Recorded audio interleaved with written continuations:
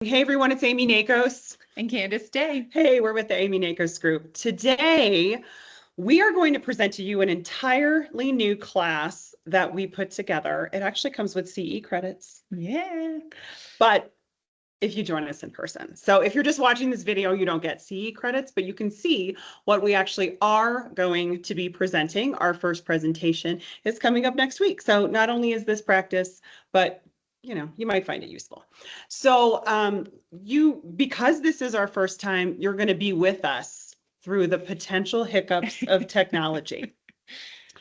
I'm going to share my screen and we are going to get started. So give me one moment. Look at that. Look at that. First technology. All right, you should be able to see this. We'll find out when we watch the recording. Okay, we're doing a class, Mountain Trends, Market Literacy, Risk Management in Colorado Resort Communities. The purpose of this class is to help brokers and customers understand the difference in mountain markets versus primary markets like Denver. So we're going to be doing some comparisons between Summit County and Denver, and we're going to walk you through special considerations that happen when we do look at mountain properties. I'm Amy Nakos. I've been a real estate broker for a very long time, 24 years, and work in Summit County exclusively. And I'm Candice Day. I am a part of the Amy Nakos group. And she's awesome. She's an engineer. I'm an attorney. It makes us slightly annoying. Bring a unique perspective. We bring unique perspectives. And a lot of details. Details and spreadsheets. All right, moving on. Oh, look at that. I know. Pretty fancy. You can learn more about us right there. Here's a quick summary. I'm going to run through the summary here. We're going to talk to you again about how Summit County differs from Front Range markets. We're going to show you how we read core metrics and how we crunch the numbers on that. STR regulations. This is a topic that is, we're going to try to summarize it the best we can, but our short handy guide is 15 pages. We'll walk you through the different considerations of STR properties.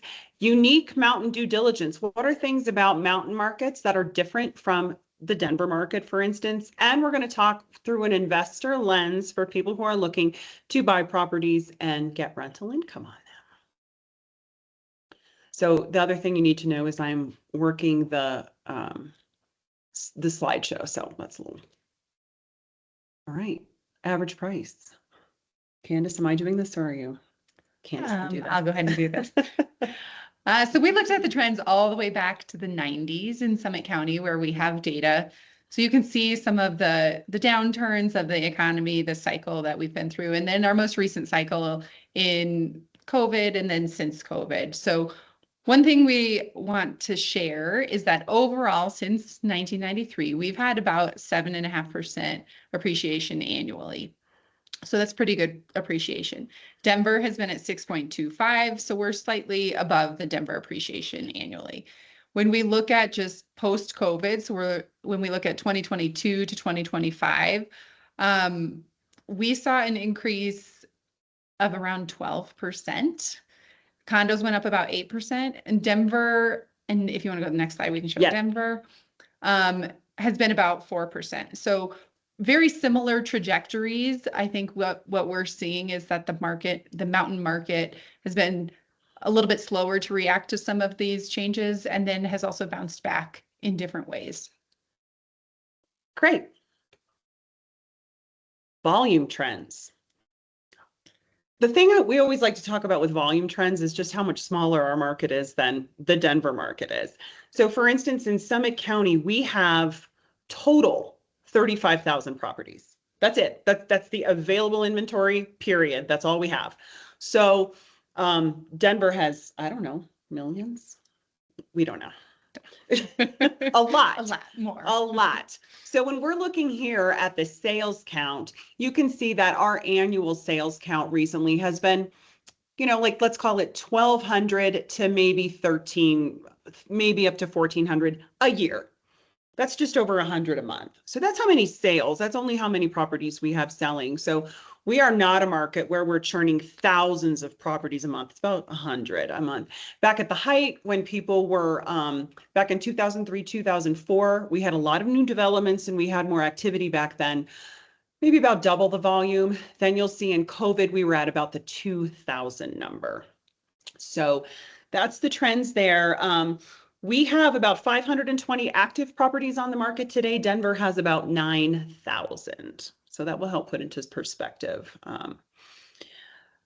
Was there any other notes? One other thing to mention is the purple line on here is all properties. So it includes single family homes, and the green line is condos. And you can see they've kind of followed similar trajectories over the years. And we're starting to see, especially in the last year, things diverge a little bit. So we're seeing the condo market slow down while the single family home market kind of keep things propped up. This chart. A lot of arrows. Go ahead, Candice, you can take this chart. Yeah, so we use this chart to kind of break down our submarkets, and we're going to dive into each one a little bit. So we'll just kind of stay high level here. But we look at price, the number of sold properties in the months of inventory. We have some big markets and some smaller markets that are more sensitive to price changes. And then we look at the overall Summit County total, where our average price from 24 to 25 was about stable. And we saw a little bit more inventory sold and a little bit more inventory available. Very good. I think the other thing to note too is when we work with clients and we need to dig into these specific markets, we use these trends, we use these packets to help narrow in on things. What we have coming up here is every single submarket that we service and how we break them down. I think for this, we're going to move pretty quickly through these. Just know that they are available, and we'll talk just slightly about each community so you have a better sense of what these communities are like. Breckenridge is our largest community in terms of MLS coverage. Doesn't necessarily mean it's in Breckenridge, but this goes from the high school at Farmers Corner all the way up to Hoosier Pass. And in Blue River, south of Blue River. So you're going to find most of the properties here. Here you're going to see that annually we're selling about 500. And as I told you, our entire sale for an entire year is like 1,200. So this is a large chunk of the properties that we sell. Average price in Breckenridge is the most expensive market, and single family homes, as you can see in the first chart, are really propping this up. We'll continue to talk about this through this class, but single family homes are the most desirable property type and those that are continuing to move. Anything to add here? No. Copper. Copper's our smallest market. Yeah. One sale can change everything in copper, and the numbers are more volatile because of that. But when you look at copper, you'll see we sell maybe 40 a year. 40 a year. If you're a copper buyer and you see something that comes up that you like, you should probably act very quickly. Most properties in Copper Mountain are condos. Yeah. Dillon, Candice. Yeah. So Dillon's one of our more affordable areas. There's different pockets of Dillon, some that have single family or townhomes, some that are mostly condos. But we have seen the price actually dip a little bit in Dillon in this last year, partially just because it's that more affordable price range. So we don't have those luxury properties pulling it up. Frisco's probably our hottest market, also a small market comparative to Breck, Dillon, and Silverthorne, but it is expensive. You do pay a premium to be in Frisco. You pay a premium to be in Breckenridge. Frisco has seen a lot of tear downs with new construction. So you'll see on denser lots, townhomes that are coming in, those sell at about 1,200 square foot. So that's why the average price is being pulled up with the new construction. Number of properties sold, our Frisco properties sell pretty quick. So it's really a matter of the inventory, and that inventory tends to be absorbed. Keystone. I'll talk Keystone. I do a lot of work in Keystone. Keystone average price has gone up. We've seen more new construction there also. Kindred is starting to close this month. Or next month. It's going to be May 2026. So be prepared for a giant spike in the average price. Number of properties sold in Keystone, we really kind of dipped in 2023 and are bouncing back a bit.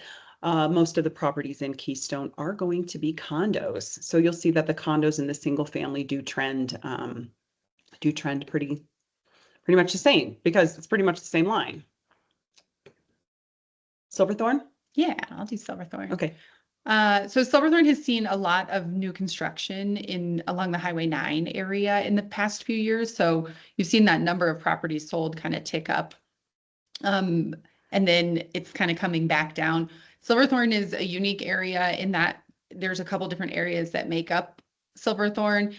And a lot of people think of Wilderness, like above Lowe's, as part of Silverthorne. That is technically unincorporated Summit County and has been hit by the short-term rental regulations. So that turnover has been just a different vibe. So the condo market has really steadied. There is new construction and single-family homes within Silverthorne that are still continuing to be built and bringing that price delta up.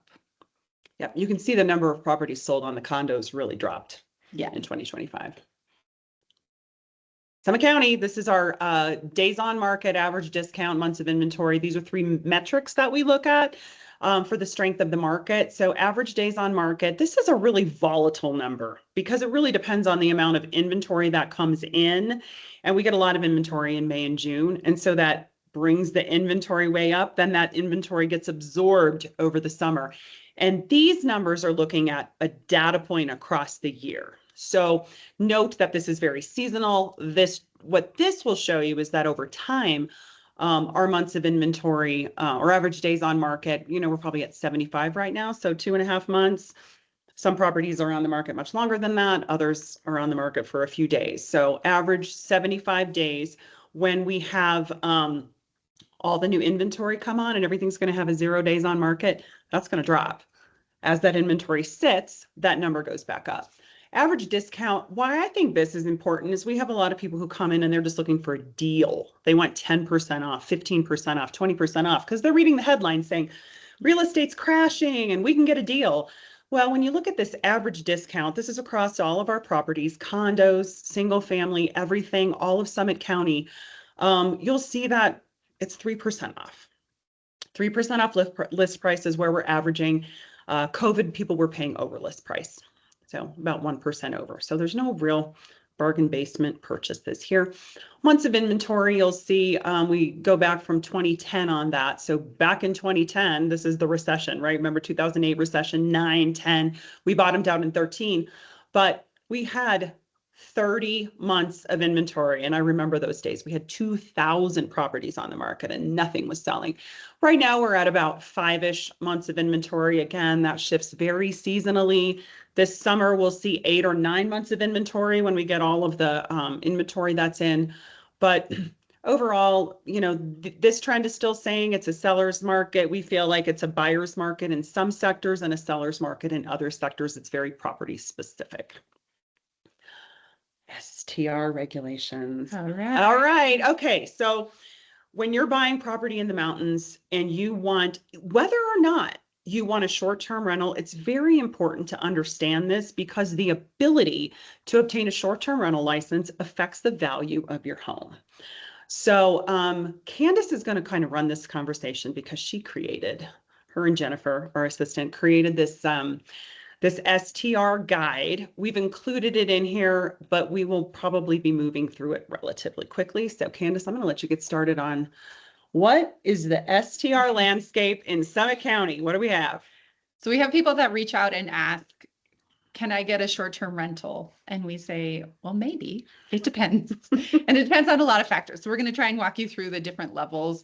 The first thing is just where are you looking? You can see on this chart that the pink areas are towns. Everything in between those is unincorporated Summit County, and we'll dive a little deeper in that. These are the different jurisdictions that govern the regulations. So we have 7 or 8 right now. I don't know, 7 or 8. Yeah. Okay. All right. So if you're in unincorporated Summit County, so outside of those pink areas, outside of these pink areas, you're in 4 different basins. And within those basins, it's not just whether you're in Summit County or in the basin, there's also resort zones within those basins. So for example, Copper is within unincorporated Summit County, but it's in a resort zone, so you can get a license in some areas. But in same zone though, same basin in Frisco, can't get a license for probably like 20 years. Yeah. Okay, I'm working on the slides. Here we go. Yeah. All right. All right. So in the resort zones, which there's a little baby resort zone in Breck, there's a resort zone in Copper, and then Keystone has incorporated, so that's separate now. You can get licenses. There's caps within each of these 4 basins. 3 of the 4 basins are on a waiting list. The 10-mile basin is not close enough yet to even open a waiting list. So you can see how many people are on the waiting list. We're saying that we're just seeing pretty slow turnover. So it's a little unpredictable, but we think years, particularly in upper blue and lower blue. When you do get to the top of the wait list, you can get a type 2 license. If you have a house and you can rent a portion of your house, there's a lot of nuances to what that means. They do allow type 1 licenses where you rent to local workforce. So it's complicated. We're going high level here. Yeah. If we need to dig in, we will. Here it is. Okay. Yeah. Next. All right. Breckenridge. Go ahead. In the town of Breckenridge, so we're in the pink line of what is incorporated in Breckenridge, which is everything that's in a line here. There's 4 zones: resort, zone 1, zone 2, zone 3. Resort and zone 1, we still have licenses available. Zone 2 and zone 3, there are not licenses available. In zone 3, people are actually leaving their wait list position to their heirs because they're probably not going to see it in their lifetime. So this really affected values in those areas when the Breckenridge Town Council made these rules. So yeah, especially because some of them are like one neighborhood over, yeah, you can or can't get a license. And it really affects the property values. Like Amy was saying, sometimes people think, oh, this is a great deal, but if you can't rent it, that really affects the numbers. Yeah. I already moved on to Dillon. All right, let's go to Dillon. We're in Dillon. So Dillon, very similar. A common theme here is you think you're in Dillon, but you're actually in unincorporated Summit County. So that red area, which is off Straight Creek Drive, over by Dillon Valley Elementary, is all unincorporated Summit County. So you cannot get a license. You can get on a wait list. But in the pink areas over by the marina and on the lake, you can get licenses because those are in town of Dillon. And at this time, there's no restrictions. Frisco. I'll talk about Frisco. You talk about Frisco. So the Frisco STR guidelines say that it's 25% of the housing stock, about 900 units. That fluctuates as they add workforce housing and other units. We're seeing it take 6 to 9 to 12 months, depending on the seasonality. But again, common theme, there's 2 little holes in there. Circle them here. Yep. And here. Which are right across the street from others. And Bill's Ranch. Yeah. Right here. Yeah. So if you're here, if you're this house, no license. Or if you're this house, you're in Summit County unincorporated. That's the 10-mile basin wait, 20 some years. But if you're on this side of the street, where'd my cursor go? If you're on this side of the street right here, you're on the Frisco wait list. Yes. So at least Frisco is a little bit more predictable because you can see how long people have been on the wait list and you can understand that there is hope of getting a license within about a year. I want to make one other note here. You only need a license if you're renting less than 30 days. If you're going to rent 30 days or more, none of this applies. You don't need a license. You can just rent your property. Good clarification. Yep. Keystone was recently incorporated, so they're setting up their own government. At this time, they're saying we're allowing STRs. We'll look at it later once we figured out how to run a town. I also don't think they're going to restrict it. It's very much it was built as a resort. Note in Keystone Ranch, this is Keystone Ranch here, single family homes. Where's this? Anyway, in Keystone Ranch, the HOAs. There's different HOAs there. Many of those HOAs restrict the rentals. This is Keystone Ranch back here. Sorry. Ranch, Summit Cove. Yeah. Summit Cove, by the way, Summit County, unincorporated. You're on a wait list. All right. So are you confused yet? Yeah. So now we're in the next jurisdiction, pointing out where it's unincorporated and where it's a town. Silverthorne is generally friendly to short-term rentals. They do have caps, but right now everything is below the cap. So you can get a license in Area 1 and Area 2. Area 3 is purpose-built workforce housing, there's no STRs allowed. As you can see, town of Silverthorne does not cover Wilderness. Wilderness is down here. So that is unincorporated Summit County. Blue River, another somewhat confusing. People think everything south of Breck is Blue River, and we call it Blue River, but there's actually town limits in Blue River.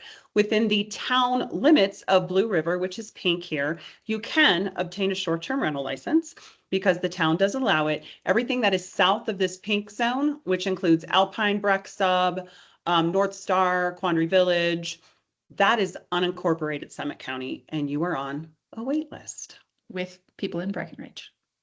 With people in Breckenridge and Peak 7. Yes. Yes. Okay. Did we? One final Are we thing clear in as Blue mud? River. Oh yeah, go ahead. We thought we were done with legislation about short-term rentals, but Blue River just added a new one that says you're only allowed one short-term rental per person because they had some investors that owned too many. Okay. On the short-term rental, we have a guide. It's on our website. So you can find that under our invest page, and there's a short-term rental guide. It's also on our blog. We wrote a whole blog about this, so you can download that. You can also call us. If you can. Somebody's like, can I short-term rent this? You can say, I'm going to call Amy and Candice because this is too hard. You can probably give us the address and we might know. Yeah. We might just know Sometimes off the top of our head. Sometimes it's in our head. And that's scary. Okay. So the next topic we want to talk about is unique mountain due diligence. So what do we do? What do we need to look at? What are the special considerations of purchasing a home in the mountains as a second home or a vacation home that you would not think about when you're purchasing homes in primary markets? We'll just compare it to Denver because that's what we know. Here's the list of things we're going to talk about today. And a moose. Is this from your house? It is. This is Candice took this from her house. Pet moose.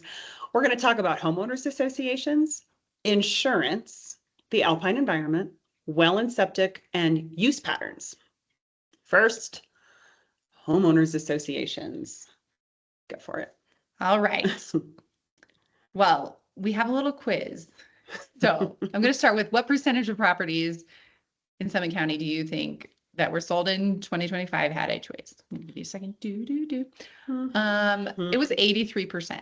So this isn't like one of those things that a few people have to pay attention to. Most people have to pay attention to them. There's a few things that we try to work with our clients to understand. One is the financial health of the HOAs.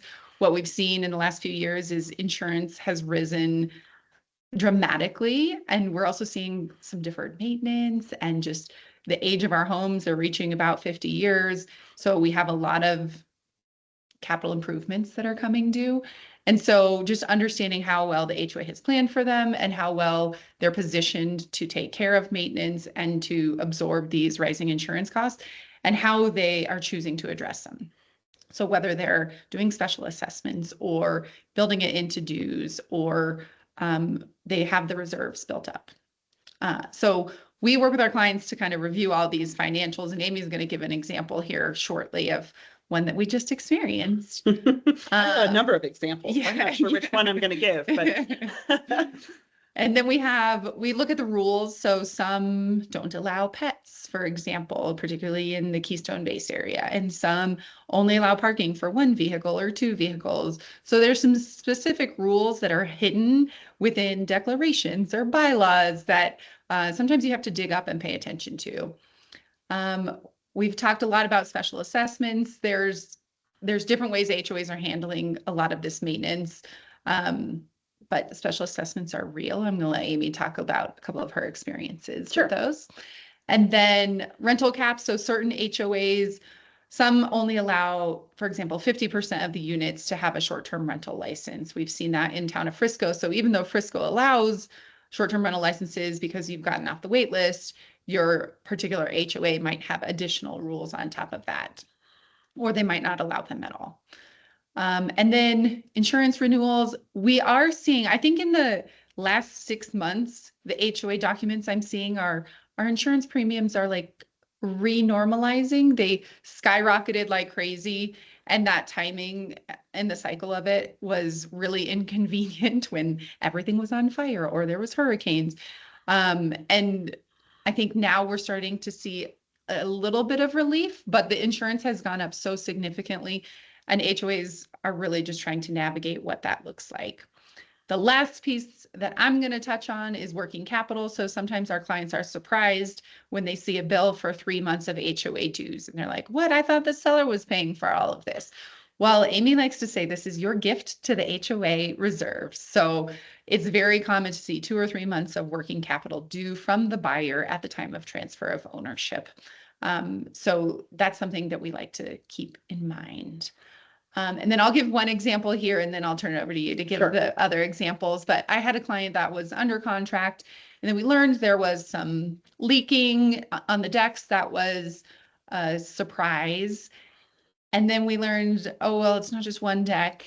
And so this is a screenshot from their meeting minutes where they were like, let's review the budget, and let's talk about dues increases, and let's talk about the special assessment for this surprise capital improvement we have. Oh, but wait, we don't really know what it means. So let's review the report findings and do some more testing, and then talk about a schedule to address the real big issue units. And then let's talk about fixing the interiors. And then maybe sometime down the road, we'll even talk about like what this means for other units that haven't had leaks yet.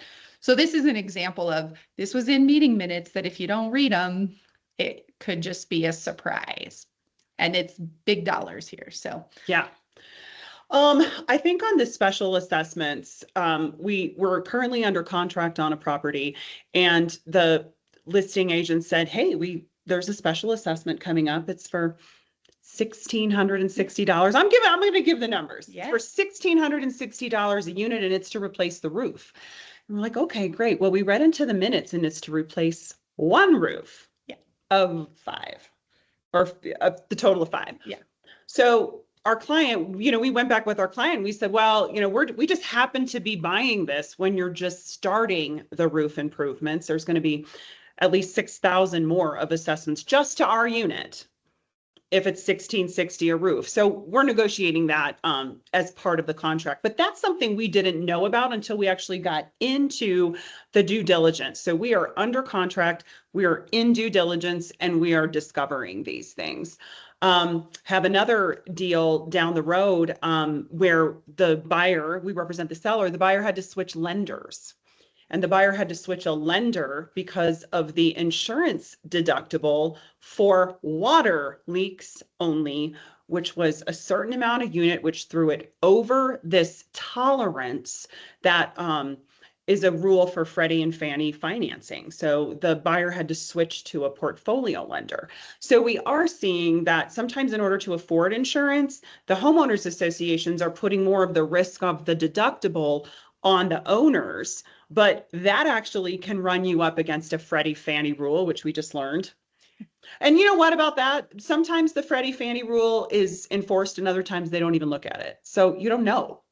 Right. Until you get all the way into underwriting. So that was an interesting situation. But homeowners associations, they are very prevalent, and they are probably the thing that's most going to affect your day-to-day life. Yes. Yep. All right. We're going to move on. Insurance. We're going to go back to insurance again. We love insurance. Insurance has become an issue in the mountains as it's gotten more expensive, and I'm going to have Candice talk about roofs in a minute, but things that we look at and what we try to do when we have a new buyer is we try to have them go to their insurance agent and see if they can get coverage on the property. We also ask the seller, who's your agent? Who's your coverage with? And this is something we like to do early. Availability is becoming more restricted in the state of Colorado as some companies pull out. We do have wildfire risk. Deductibles are shifting, as I mentioned before. People are getting higher deductibles in order to bring down their insurance costs. Replacement cost is something that one must look at carefully as building costs go up. You want to make sure that your insurance covers what it would cost to actually replace the building, and check on that annually. And then HOA insurance versus owner insurance, since 83% of our sales last year had homeowners associations. The master policy of the HOA will tell you what sort of insurance they have, and then your insurance agent can find the guidance in the declaration to understand what sort of insurance you should have. And that is sometimes going to differ based upon the homeowners association. One thing I wanted to add here, I don't know, did we add it in here? The loss assessment coverage. Loss assessment coverage is a great rider that you can get on your insurance policy when you own in a homeowners association. That your agent may not tell you about this, and it might not be obvious, but the loss assessment coverage will cover special assessments for unanticipated events. And I had a situation where my clients had this coverage and there was an accidental leak that took out 3 giant boilers. The special assessment for their unit was $15,000 just for their unit, and their loss assessment coverage paid for it. So look into that if you're in a homeowners association. And Candice, you want to talk about roofs? You're like the roof expert. I don't know if it's a good thing or a bad thing. I don't know. To be the roof expert. But we've had 3, actually 3, and then one other that we were bidding on where insurance would not insure the property with the current roof age. So we're kind of getting to that, like if things were built in the 80s or in 2000, they have reached their maximum life, and insurance just doesn't want to take on this liability of paying for $20,000 to $40,000 roof later on. So we've had one that was a large single family home in Blue River that needed a new metal roof.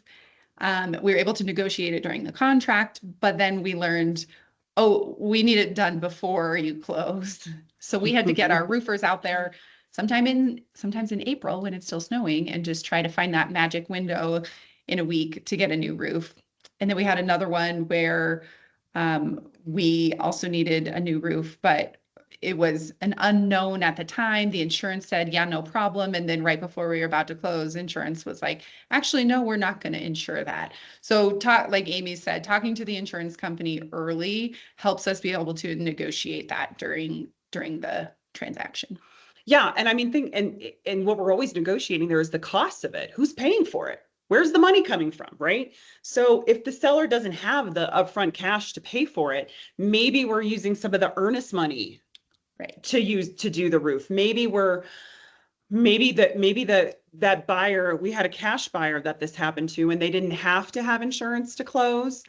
They still got the insurance, but they had to get a roof shortly thereafter. If there's a lender, the lender is not going to play any games on this, and they're going to want a new roof. So it is a huge deal that we're dealing with. And we've got more listings in the hopper that are coming this year, and we're going to be in the same exact boat, roofs. Yeah, and we talk with buyers and sellers about it. Mm-hmm.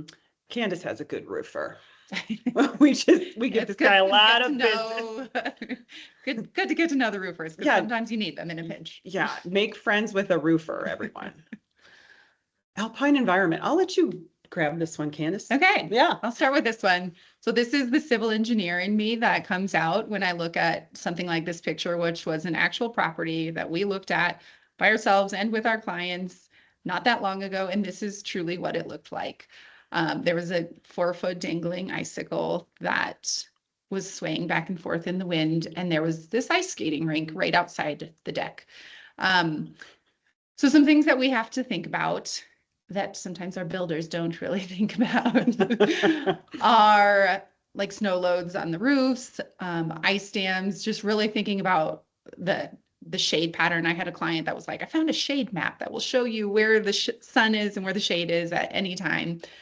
Because it really does matter. It matters how much you're going to be shoveling. It matters where you need heat tape.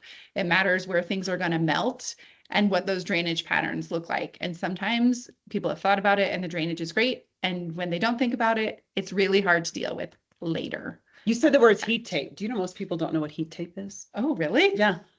Oh, heat tape. Heat tape, as I learned, is an expensive thing that you put on your roof, usually in the north-facing areas. So it melts the bottom of the roof and puts that drainage into a gutter that then takes it away from the house so that you don't get ice dams built up on the roof that then freeze and fall on people's heads. And it goes in your gutters too sometimes to keep the water running. It will increase your electric costs depending upon the amount of heat tape you have, hundreds of dollars a month. So a lot of people, like to know that before. I have had numerous clients, more than 10, when I ask them and I say, okay, did you turn on your heat tape? And they go, what's heat tape? You turn on your heat tape in your breaker box, and it's one of the fuses that you turn off and on. If you don't turn it on, you will probably face ice dams. So it is a lesson that we like to teach our clients, heat tape. Yeah. And it's something I learned that not every house just has gutters at the bottom of the roof, because it really depends how it melts and how it freezes and where things are going. So it's not, gutters are not just a given. They're usually associated with heat tape. Yeah. So yeah. And then freeze damage. We've been in houses that are 40 degrees, and we like to make sure that the water still runs. There's a lot of ways to mitigate all of this. And just a big thing is making sure that you have somebody paying attention, even if you're not at your second home. We have great property home watch folks or property managers that can help make sure that all of this is addressed. But really the best mitigation is to build it in up front. Altitude is another thing in the alpine environment. We have some clients that go to Blue River and are like, I want this beautiful single family home in the woods. And then they're like, I can't breathe because it's 10,000 feet. I still get winded walking up the stairs in our office, despite having lived in Colorado most of my life. But the altitude is real. And then the last one is wildlife. You saw the picture of the moose. He was just back in my house yesterday drinking out of the little roadway runoff pond in front. I have tried to grow a vegetable garden. One, we have a very short growing season. Very short. And two, if you actually get something, the wildlife love it. So it's just a part of our life, whether it's your pets you're thinking about or taking pictures. The wildlife are just part of our neighbors. Yeah. And they remember every year. Yes. They come back. One quick thing I like to tell everybody about our alpine environment that some people don't understand, because people have asked me this question, and maybe not this year, but when it snows, starting in, let's call it Halloween, the snow does not melt the entire winter season until about May. So snow removal, moving snow, replacing areas with snow is a huge expense and a huge business up here. So that is in large part expenses that your HOA will cover if you have an HOA, or you're going to have to get a snowplow person for your driveway. But just know that moving snow around is a huge business up here. That's a good point. And where to store it Where to put it. Equally as challenging. Okay, alpine environment, there's probably way more questions that people will have, but that's what we have for today. Next, wells and septic. You should take. I'll take wells and septic. All right, so many of our properties here are not on city services, so you need a well, which means you need to dig a well. You don't. You should hire a company who actually does wells. Don't dig your own well. And a septic system. So things that we look for when there are existing wells, we can pull those online and we can have all the information about how the well was built, how deep it is, who did it, who it belongs to, and whether it's a household well, which means you can use the water inside, or whether you have augmented rights. If you're on a well, you need augmented rights to fill your hot tub, to water your plants outside, and to water your livestock if you have that. So with the wells, I think the thing that when you're buying a house that has a well, you really kind of want to check on the well pump. That's the thing that's going to go out. You want to make sure it has power to it and that it's functioning, and ask the sellers, when was the well pump last replaced? You also want to find out, obviously, if the flow's been good. You can do a flow test with an inspector, and you can also do a water quality test. They take the water and send it off. Many homes with wells have filtration systems and water softeners. So that's a whole system that you would manage if you had a house with a well. Anything else about wells? You want to talk about the augmentation? Yeah, you need it if you have a hot tub. Yeah. I mean, I touched on it, but yeah. Septic systems. So septic systems, you're not connected to a sewer line. You need to have a septic system. When properties sell in Summit County, an OWTS permit is required, and that's where the seller orders that. The seller has a company come to their house, and these companies specialize in not only pumping the on-site wastewater treatment systems, but they also inspect them.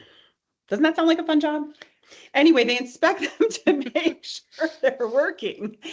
And when it comes time to transfer the property, then you get this permit from that company that is licensed to provide I guess it's more like, yes, it is working. Yes, you can transfer ownership. Candice is going to talk about the caveats on that.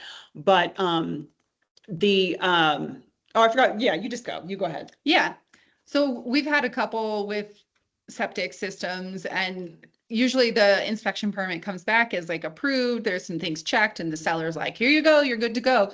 But at the bottom, there's some recommendations from the inspector. Sometimes it's like, oh, this pump needs to be checked in 2 years, or this latch isn't quite working. And usually they're not major because they wouldn't approve them, but they're minor maintenance items that could turn into bigger things, or they're notices of, in 5 years, you should have this pumped again, or things like that. And sometimes the sellers are just like, not my problem, here you go. And there isn't really something in the contract associated with objections associated with this permit unless you write it in. It's really just, they need to give this to you, and at due diligence, it's fine. And then, but we usually don't get these until right before closing because the seller waits until they're under contract. Well, it takes a long time. It takes a long time to get these people out here too. And it's winter. Yeah. And sometimes they have to dig. So to actually access these, sometimes you have to wait to close to get this OWS, or you pay them thousands of dollars to dig out the snow. Ask me how I know. Because you could have 10 feet of snow on top of the septic lids. Yeah. Yeah. And a lot of times when we're under contract, like between October and May, like you were saying, we don't know where the septic is because we can't see it unless they have documentation of it. Yeah. So I guess what we'll say about that. One other thing I want to say about septic systems is when they are built, they are rated for the size of the home, which is rated by the number of bedrooms. So we had a listing last year that was a big giant house with a septic that was a 3-bedroom septic. So what does that mean? Well, I mean, can you live with it? Sure. Are you gonna have to pump it more often?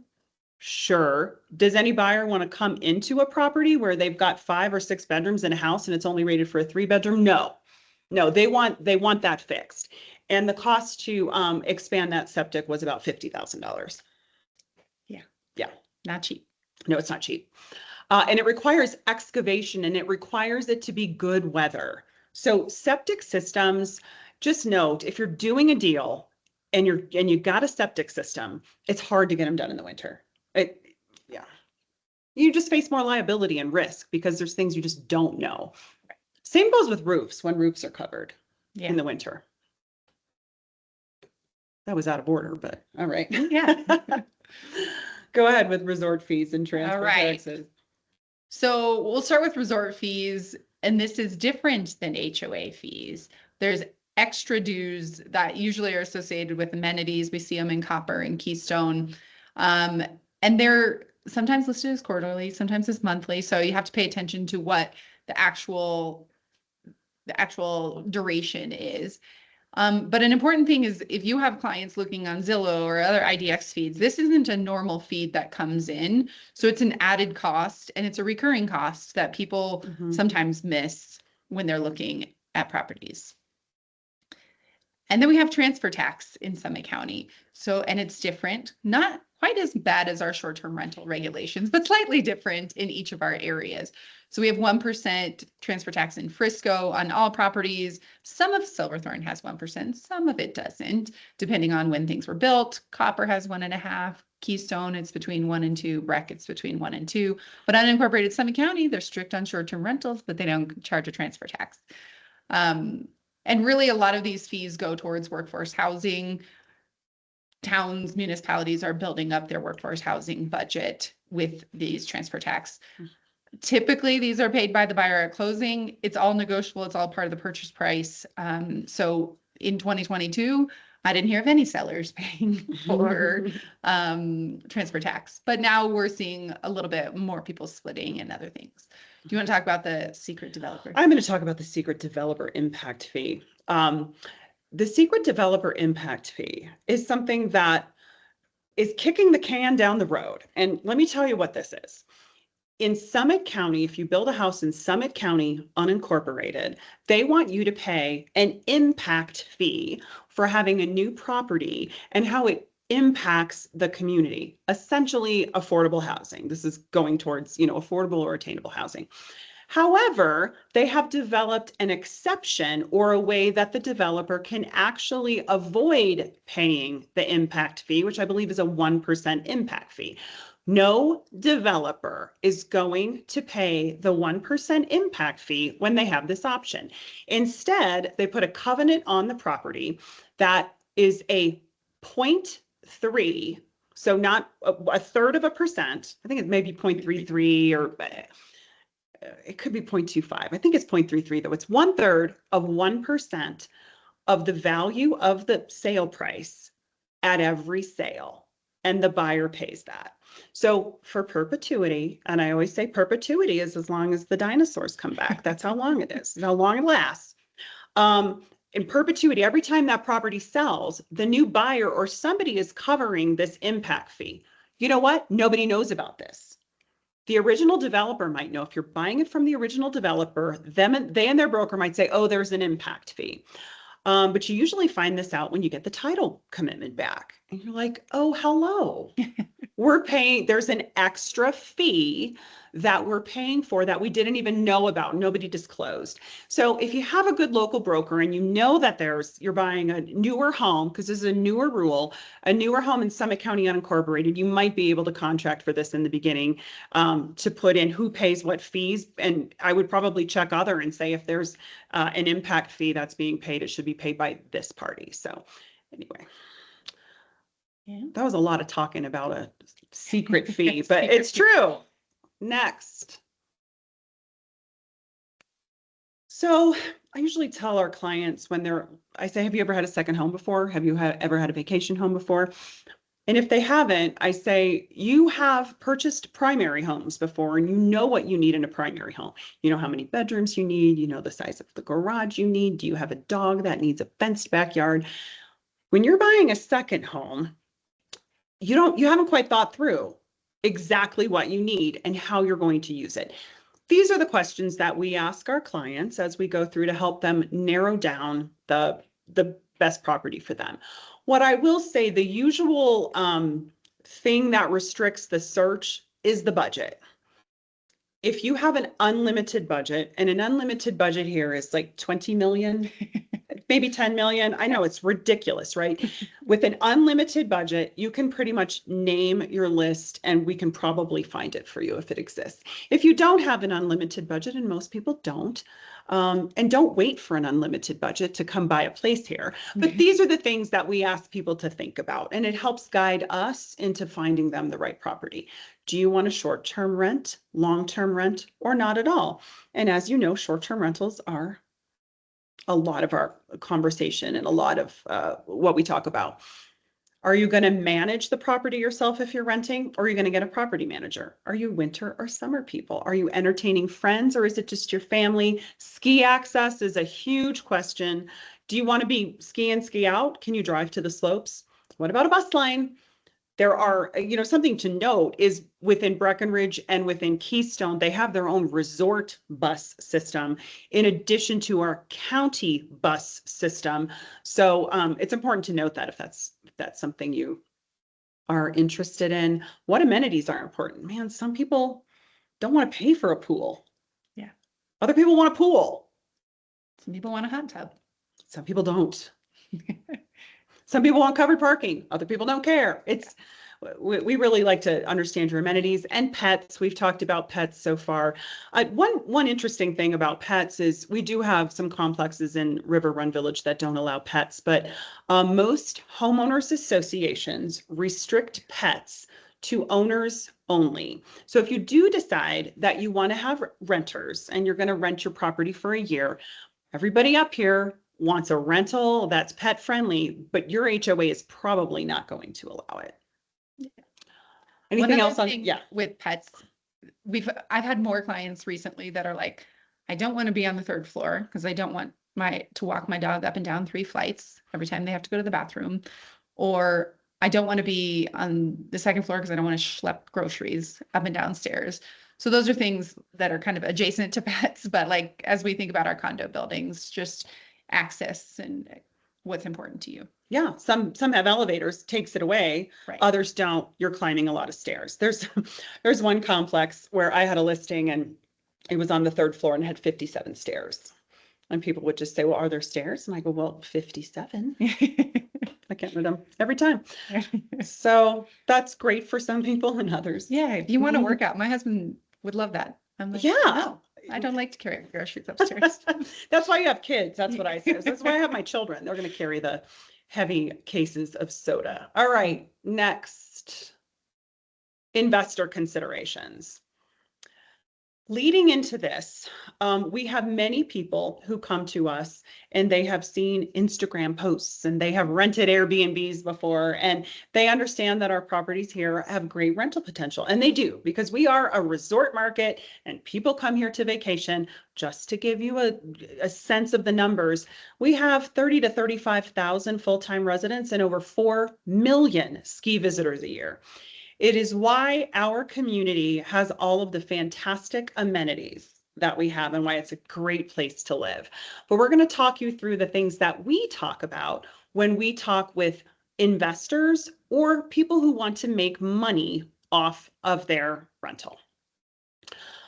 First of all, we have gone through the short-term rental conversation. So this section of the class assumes that you have a short-term rental license. So people say to us, well, can I make money? You know, can I buy a property and can I make money? And our answer is, it depends. Here is how it depends. This is what we call the quadrant. And there are a lot of different variables when you're looking at the costs in owning a mountain property, but the 2 variables that have the biggest levers in terms of what it's going to cost are, do you have a loan or not? And number 2, are you going to manage the rentals on your own or hire a property manager? So with those 2 variables, that gives us 4 different circumstances where we can analyze one property to say, can you make money or not? So in this quadrant, in the upper left, you have purchased it with cash and you don't have a property manager. And we can go through all the numbers. This is an actual property that we sold, gosh, probably a couple years ago. But the numbers are still relatively close. If we're off, it's just going to be a few $100s here or there. If you purchase the property with cash and you don't have a property manager, you are making $3,400 a month. And we tell people a cash purchase and you short-term rent it as much as you can, 1 to 3%. That's what you're going to make, 1 to 3%. The other side of the equation, bottom right, is you purchased with a loan and you want to use a property manager. Now, this is what most people want to do. They want to leverage the property. They don't want to bring 100% cash. They don't want to bring $1.25 million to the table. They want to finance 80% of that. And they don't want to manage the short-term rentals. Do you want to be picking up your Airbnb questions all the time? No. In that case, with a $1.25 million property, you're subsidizing the property about $4,000 a month. I wrote an article on this on my blog. You're going to have to dig back for the blog a little bit, but we did an analysis on this and said, if you were to purchase a property at 600, 900, or 1.2, where do the numbers shake out? So you can see how much you would subsidize the property based on those purchase prices. So you can look for that on our blog. But here is an option with a $1.25 million property. Great location, pretty much ski in right on 4 O'Clock Road in Breck. Do you have anything to add to the quadrant, Candice? Yeah, one thing to add is the rental incomes, and a lot of times we get projections from our property managers. That's usually gross rental income. Mm-hmm. So like as you can see in the bottom right, we've taken out the property manager fee. The other piece of that is that's if you're renting at all the peak times. And a lot of times our owners want to use them. So if you have a kid that's in ski school and you want to be using it every weekend during ski season, well, that rental income is going to go down by like 50%, maybe more. Maybe more. Yeah. People travel on the weekends. Right. So one of the things we talk with our clients about is when are you planning to use it and how does that affect your overall rental income? Good. Next. This is a spreadsheet. Candice loves spreadsheets. Overall, what we've done here is really tried to break down the monthly cost of ownership of a mountain property that also includes your mortgage interest deduction. Now we're not accountants. Nope.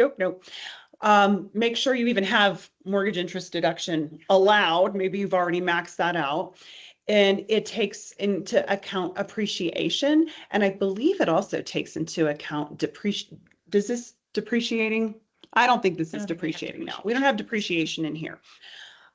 So this is not with depreciation. This is with your mortgage interest deduction, along with annual appreciation of 4%, which we know is low. So just to give you an example, this is a loan purchase. And then the next page is a cash purchase, loan, cash, loan. We'll go back to the loan. I'll just do the first one, for instance. So the Breckenridge 2-bedroom, 2-bath, we have a Beaver Run condo. Those rent awesome. You have a monthly cash flow of negative $2,148. When you take your tax write-off from the mortgage interest deduction, that's $23,000 of additional money that you make. Annual appreciation at $39,400. It looks like you're making $36,784 a year. So this is more of a big picture financial tax planning to say, when we're in the quadrant, we're saying, well, you're losing $3,900 a month. I'll go back to the quadrant. See, like, oh no, my cursor's not working. I'm not going back to the quadrant, but in the quadrant, you were losing $3,900 a month. But here you are not, you're making $3,000 a month. Any other thoughts on this? Yeah, one thing is we looked at things with a purchase price of $900,000 up to $3.6 million. We even have a $400,000 Keystone studio condo in there. And overall, while the magnitude changes, the percentages of your monthly cash flow is like negative 10 to 20%. So it falls within that range regardless of the size of the property. And that's right here. Yeah. Along here. Yeah. If you pay cash, see, you're making 1 to 3%, as we said, 1 to 3%. Your return on investment obviously is lower because you're not leveraging other people's money. Happy to share these with anybody who is interested. We're going to wrap this up. We're at almost an hour here, but I'll let Candice give her final thoughts on who are our buyers and what is it like to own property in the mountains.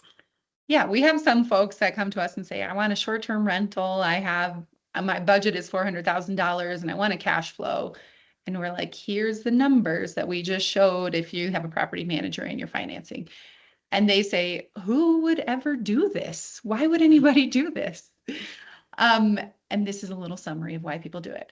The lifestyle here is really something. We have a lot of folks that are retired or that have worked their whole life and saved, or that have money and are trying to shift and prioritize lifestyle over financial returns.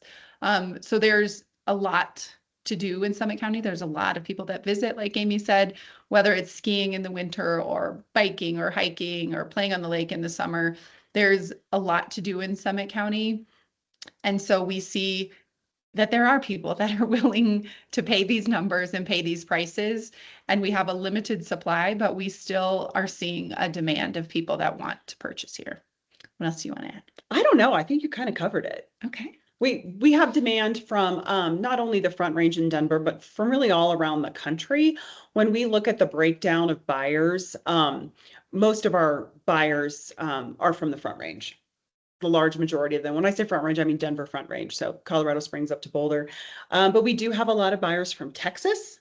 That's probably our next largest demographic, and a lot of buyers from Florida, Illinois, and the Midwest. So we are not a market like a primary market where you have people who need to buy a home.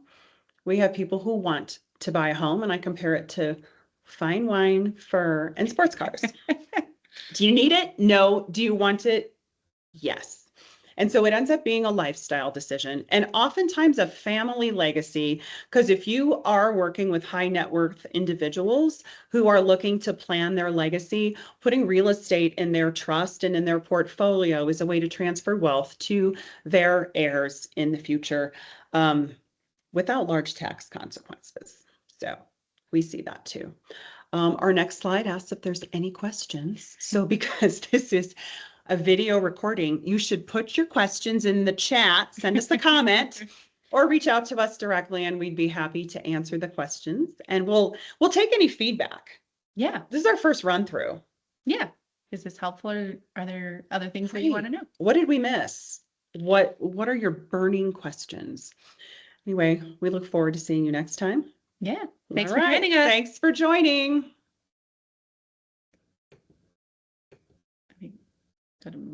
Do I leave? Yeah. We'll have to edit this out. I thought I could just stop the recording.